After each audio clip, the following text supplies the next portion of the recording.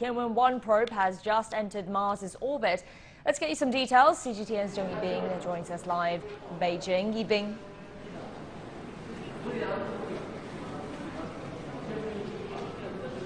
Well, yes. Now we have to see an exciting moment at the Beijing Aerospace Control Center. It was here just a moment ago. China National Space Administration announced the good news that China's first Mars probe Tianwen-1 has begun orbiting the red planet after the long interplanetary voyage.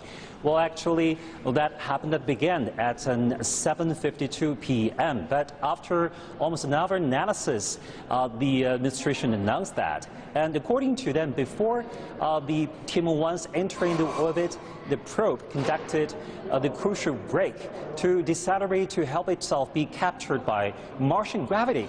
This is a historic moment because it is China's first independent Mars mission. And the Beijing Aerospace Control Center said the probe systems are in good condition. And according to the original plans, it will go through multiple orbit shiftings. And it entered the parking orbit and it began to detect the preliminary landing areas for the future. And also, it's scheduled to make landing on the red planet when the chances comes around May or June, and begin the probing on targeted areas. And also the probe was launched by Long March 5 heavy lift carrier rocket on July 23 last year. It has flown for 202 days and covered nearly 470 million kilometers on this journey to Mars. And during the time, it conducted a deep space orbital maneuver and 4 mid-course corrections. Well, this is China's first such a mission, and the orbiting itself is the first step for the country to conduct scientific surveys and unveil the secrets of the red planet. Back to you. Oh, exciting step indeed. Thank you so much, Zheng Yibing, live for us in Beijing.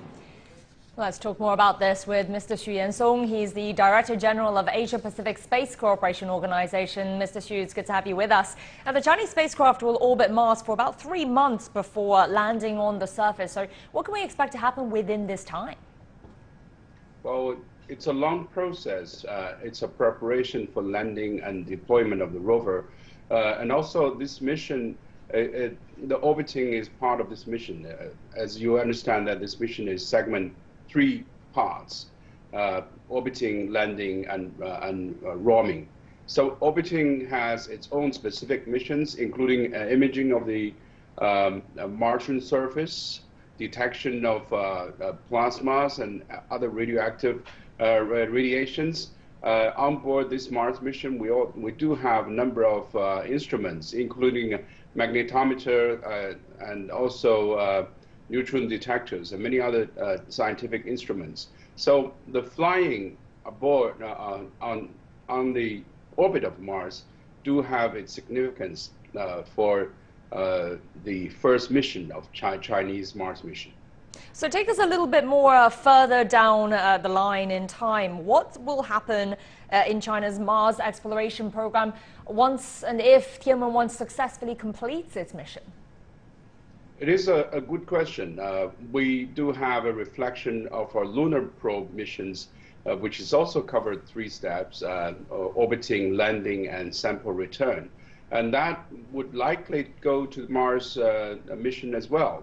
The international space community did have a number of missions, starting from the Viking of NASA and also Russian missions, and then followed by European missions. And we have this time 3 countries, UAE, USA, and China. All 3 countries have their missions to Mars, and the insertion to the Mars orbit is about happening at the same time. So we do have a prospect to look into the future. Once the Tianwen-1 completes all 3 segments, we will have a good understanding of the specific landing areas, chemical and physical characters. And that will bring us to the next step, which is possibly a sample return mission in the near future.